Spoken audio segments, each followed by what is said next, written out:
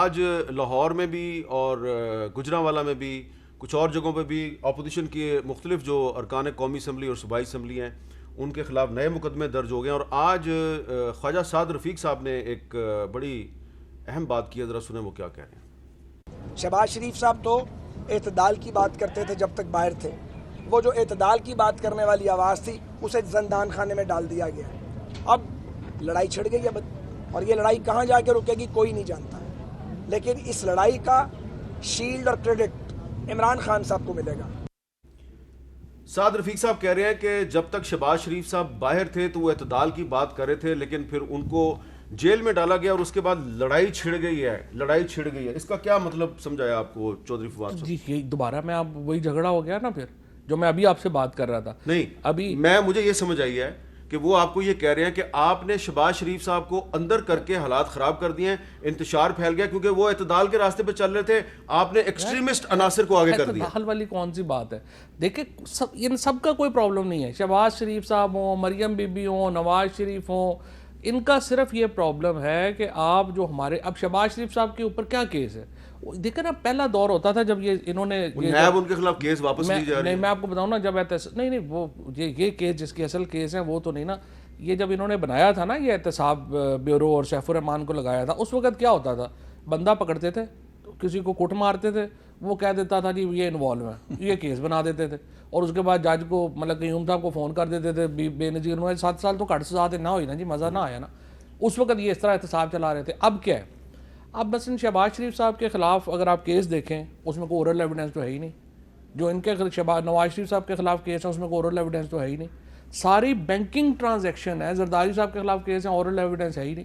ایک بندے ہیں, ان کے اکاؤنٹس ہیں, ان میں سے ٹرانزیکشن ہوئی ہیں, یہ پیسہ ادھر سے لنڈن پہنچا, ادھر سے واپس آ گیا. سزائیں کیوں نہیں ہو رہی پھر؟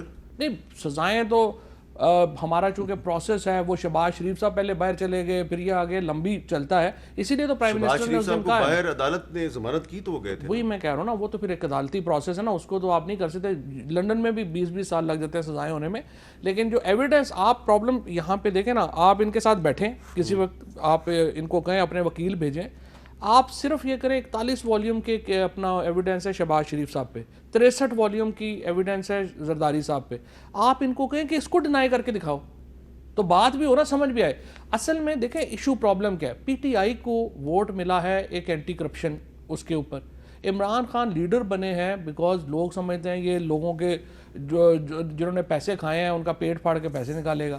اب ایشو یہ ہے کہ یہ جو بنیادی اسکیم ہے, جب آپ اس پہ 2.5 سال گزر گئے ہیں, کسی کا نہ پیٹ پھٹا ہے نہ کوئی رقم آئی ہے, بلکہ حالات تو خراب ہو. بالکل میں آپ کی بات سے ایگری ہوں. نواز شریف کو باہر بھیجنے سے بڑا نقصان ہوا ہمارا. اور آپ نے خود بھیجا باہر. میں نے تو اس وقت بھی آپ کو پتا ہے میں کہہ رہا تھا نہ بھیجیں, تو پھر آپ کی کسی نے نہیں سنی؟ میری سنی نہیں. اب وہ تو اچھا سننا نہ سننا ہماری تو بات ہے کہنی, سننا نہ سننا. ایسر اقبال صاحب, یہ جو سعد رفیق صاحب نے بات کی ہے یہ بڑی گہری بات ہے, اس کا جو مطلب مجھے سمجھ آیا وہی آپ کو بھی وہی سمجھ آیا. دیکھیے نا بات یہ ہے کہ شہباز شریف صاحب سب جانتے ہیں کہ ان کا ایک ٹیمپرمنٹ ہے, وہ ایک ماڈریشن کی وائس تھے, اور ان کو جس طرح سے لیڈر آف اپوزیشن ہے, گلگت بلتستان میں الیکشن ہو رہے تھے, ہمیں کمزور کرنے کے لیے اور ان کو وہاں پہ کیمپین سے روکنے کے لیے اندر کر دیا گیا.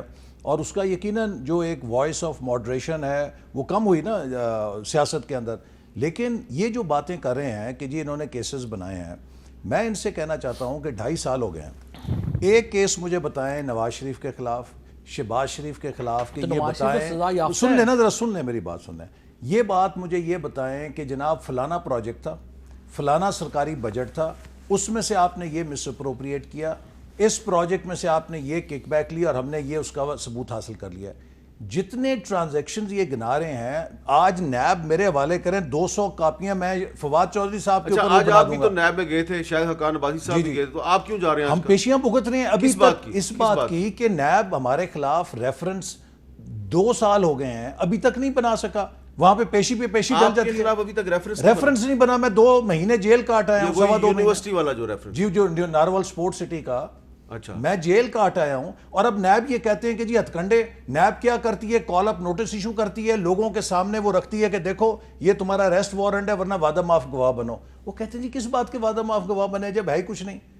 بلیک میلنگ کر کے, یہ لوگوں کو ہراساں کر کے, کوشش کرتے ہیں کہ کیس پہلے بنا لیتے ہیں کہ بعد میں کچھ ہم ایویڈنس بنا سکیں، وہ ہوتی نہیں ہے. آپ مجھے بتائیں 2.25 سال ہو گئے ہیں، میں ابھی آپ کے پروگرام میں انہیں کہتا ہوں 3200 ارب روپیہ پاکستان کی تاریخ کا سب سے بڑا ڈیولپمنٹ بجٹ میری منسٹری سے ریلیز ہوا ہے. یہ اس 3200 ارب میں سے 32 روپے پرسنل گین، مٹیریل گین مجھ پہ ثابت کر دیں. ان کے پاس ساری پاکستان کی ایجنسیاں، میں مجرم ہوں آپ کے پروگرام میں مان لیتے ہیں کہ جی نیب جو بھی لیکن مجھے چور بنایا ہوا ہے. اسی طرح سب شاہد خاقان کو چور بنایا ہوا ہے، نیب نے بنایا نا آپ کو، سعد رفیق کو چور بنایا ہوا ہے. اس کی سپریم کورٹ نے کہا کہ اس کے کیس نیب کس نے میں نے بنایا آپ ہے؟ سے سب کے ساتھ یہی ہو رہا ہے. میرا سوال آپ سے یہ ہے کہ چلیں اگر نیب نے اتنا غلط کام کیا ہے تو جب یہ آپ کو آفر کر رہے تھے کہ آؤ نیب پر بات کر لیتے ہیں تو آپ اس پہ بات کرتے ہیں، پھر ان کے ساتھ اب آپ کہہ رہے ہیں ہم نے کرنا ہی ہم کوئی ایسی بات چیت نہیں کرنا چاہتے جس سے ان کو یہ موقع ملے کہ یہ اپنے لیے سہولت لے رہے ہیں. ہمارا میں آپ کے آپ نے این آر او نہیں لینا، نہ این آر او مانگا ہے کسی نے، نہ ان سے لینا ہے. ہماری صرف سمپل پوائنٹ یہ ہے کہ جو سپریم کورٹ، ہائی کورٹ اور کاؤنسل آف اسلامک آئیڈیالوجی ان کے احکامات ہیں، ان کی روشنی میں اس قانون کو، جو کالا قانون ہے، آئین اور قانون سے ہم آہنگ تو کریں. اگر آپ عدالتوں کے جو احکامات ہیں اور فیصلے ہیں ان کا اتنا احترام کرتے ہیں تو پھر نواز شریف صاحب کو عدالت بلا رہی ہے، ان کو واپس آنا چاہیے. دیکھیے نا، وہ آئیں گے، ضرور آئیں گے. انہوں نے کبھی نہیں کہا میں نہیں آؤں گا، لیکن عدالت نے ہی ان کو اس شرط پہ بھیجا ہے کہ جب آپ کے معالجین سرٹیفائی کریں گے کہ آپ کا علاج ہو گیا تو آپ واپس آئیں. جی ہاں، عدالت نے کہا ہے تو عدالت ہی کہہ رہی ہے نا آ جائیں. تو پہلے اگر عدالت نے کہہ ہی دیا، انہوں نے غلطی کر ہی لی تو انہوں نے اپنا اچھا ریویو کر آپ لیا. نے جو ابھی کہہ رہے تھے جی کہ میں نے تو اس وقت مخالفت کی تھی نہ بھیجیں، تو انہوں نے بھیج دیا ہے. پھر آپ نے اور کچھ ساتھیوں نے کہا کہ پنجاب حکومت کی جو میڈیکل رپورٹیں ہیں ان کی بھی انکوائری کی جائے. تو پنجاب حکومت کی آپ نے کوئی تحقیقات نہیں کی ان کے بارے میں؟ آپ تو آج کل جاتے ہیں چیف منسٹر عثمان بزدار کو آپ جا کے ملتے ہیں. میں نے ایکچولی چیف منسٹر صاحب کو بھی کہا، اینڈ چیف منسٹر صاحب نے اس دفعہ میرے ساتھ ایگری کیا کہ بالکل وہ آپ ٹھیک کہتے ہیں کہ یہ جو رپورٹیں ہیں ان کے اوپر تحقیقات ہونی چاہیے اور واقعی یہ گڑبڑ ہوئی ہے. ہونی چاہیے، لیکن کریں گے کب؟ نہیں وہ تو ظاہر ہے سی ایم کو میں تو نہیں کہہ سکتا نا کب وہ کریں گے، لیکن ہونی چاہیے. اچھا میں پہلے تو یہ وزیر صحت کو ڈسمس کریں نا، اور وہ فیصل سلطان کو ڈسمس کریں جس کو مرکزی ایڈوائزر لگا لیا صحت کا. ٹھیک بات ہے، لیکن ان کی تو رپورٹ ہے، جو رپورٹ آنی ہے انہوں نے تو اس کے اوپر فیصلہ کرنا ہے نا. دیکھنا یہ ہے کہ رپورٹیں جو ہیں وہ کہاں سے. خیر اس کے اوپر بڑی بحث ہو چکی ہے، بڑی بورنگ ڈسکشن ہے.